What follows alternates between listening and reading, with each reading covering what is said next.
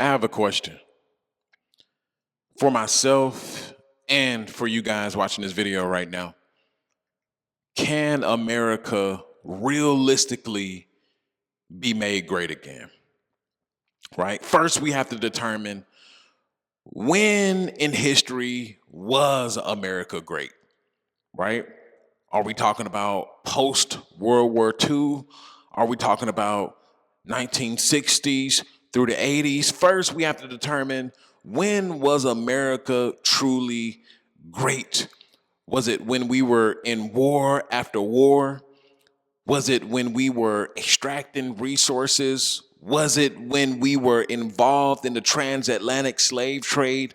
Which part of American history were we great? Right? Everybody keeps saying that, yeah, America used to be great. Was it, when boomers were born? Was it the time after boomers? Right? Was it during the dot-com era?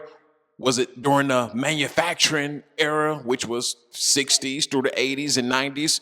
Which part of American history were we truly great without all the riffraff, without all the wars, without all the bloodshed, without all the extracting resources, without all the colonialism, without all of the neo-colonial? Which part of American history were we great? Right?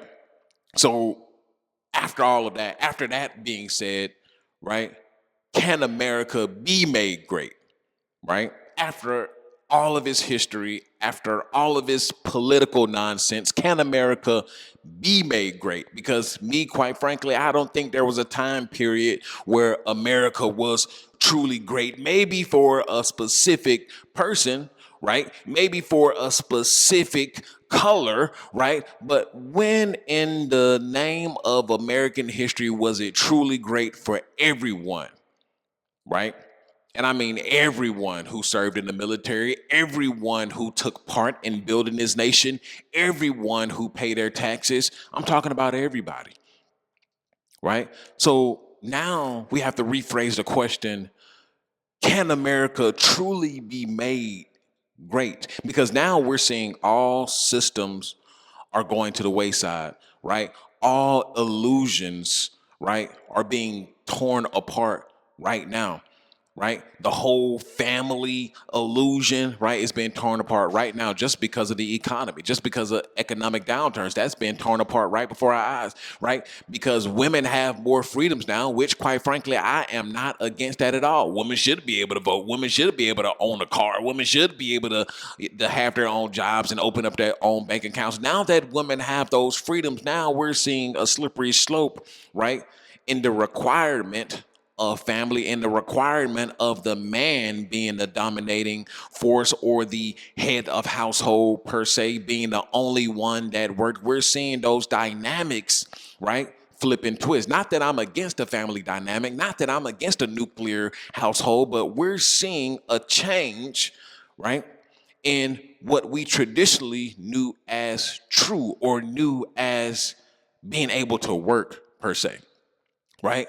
Women can do their own thing. Many men are against it. Well, we don't want women to do their own thing, right? Granted, you can have your own beliefs, you can have your own opinions, but we're talking about as it is of today, right? Many women want to do their own thing. Many women don't see themselves with men. Many women don't value the patriarchal role of men. Many women don't value that, and that's all across cultures, right? Especially when you talk about American or Western culture, right? It's all across the board, whether we're talking about Latinas, whether we're talking about Black women, whether we're talking about white women, right? It does not matter. Asian, right? It does not matter, right? When was America great, and can it be made great again? I don't know. Can it be made great in general? At this rate, I don't think so, right? At this rate, I don't think so. We have too many men, right? First and foremost, who are just so dim-witted, who are so uneducated, who are so docile, who are so cheese string backed, weak backed, noodle backed, right? I think it's damn near impossible. right? I think it's impossible. Uh, America can only be as strong as its weakest links. And it just so happened to be that a good portion, and I'm talking about damn near the majority of men in America, we're talking about 60 to 70% of men in America are weak, noodle back cuckosauruses, right? And you can say whatever you want to in the comment section. Well, you don't know all men. Man, I'm looking around. I'm paying attention. I'm looking at men. I'm observing men when it comes to online spaces, when it comes to real spaces, when it comes to the political spaces, when it comes to the workplaces. The majority of men are weak, noodleback, spineless, incels, cuckosauruses, right? Not willing to fight for anything, right? Willing to fight for all the wrong things, never the right thing. America can't, right? America can't be strong, right? Be stronger than its weakest link. And we have too many men who are the weaker links, right? And before we even get into all of that, let's just check out the economy, right? Let's check out the economy. A lot of people view America as used to being great when manufacturing jobs were here, when you know nobody shipped their jobs overseas, which is kind of a myth because many American companies back then were even shipping their jobs overseas way back then. Like I said, uh, a lot of the things that we're talking about now in the political atmosphere, these things happened 30, 40 years ago. So uh, we're talking about Gen Xers, right? Boomers, older millennials. This happened under your watch, right? My generation has absolutely nothing to do with this, right? The jobs had been shipped overseas and they're not coming back,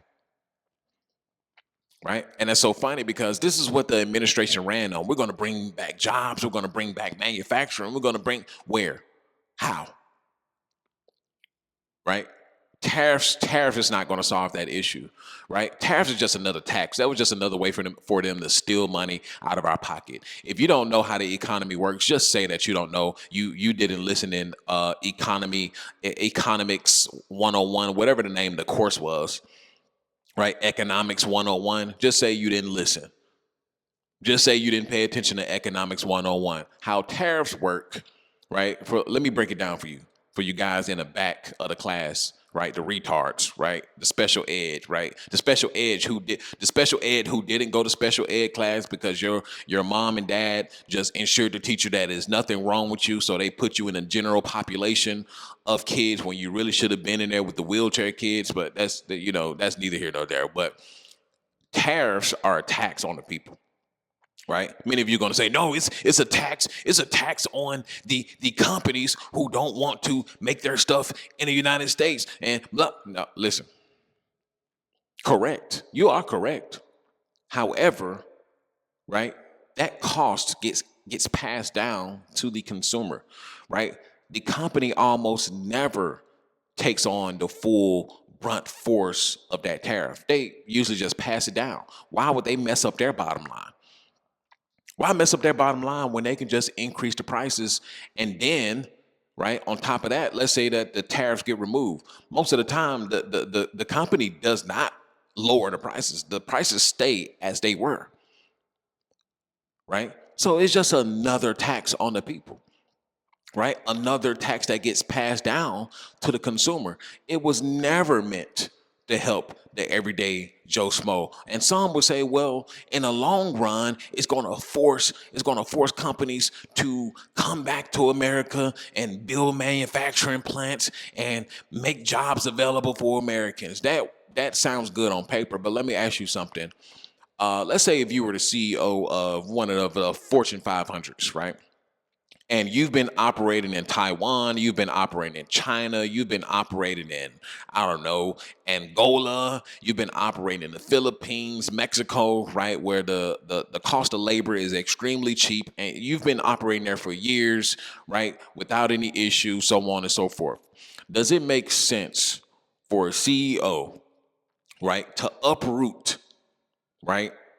To uproot their company, which can cost multi-millions, maybe even billions of dollars, to uproot everything, right? And bring that company to another country, right? Then on top of that, having to build facilities, right? And do a whole new thing of hiring, right? Which all of that, because American labor is extremely expensive, right? Then have to build, then have to go through all the codes and restrictions of the United States in itself, right?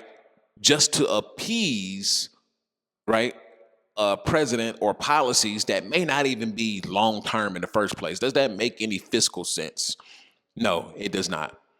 So what it's really doing is companies are rerouting and moving in new directions and finding other loopholes. They're not going to bring back manufacturing or any kind of jobs to the United States. That's first and foremost, right? I need y'all to wrap y'all head around that. So the economy is not coming back, right? The manufacturing economy that many people keep talking about, right? That the 60s, 70s, and 80s had, when America was truly great, when Ford was on top of the world and General Motors, that's not coming back,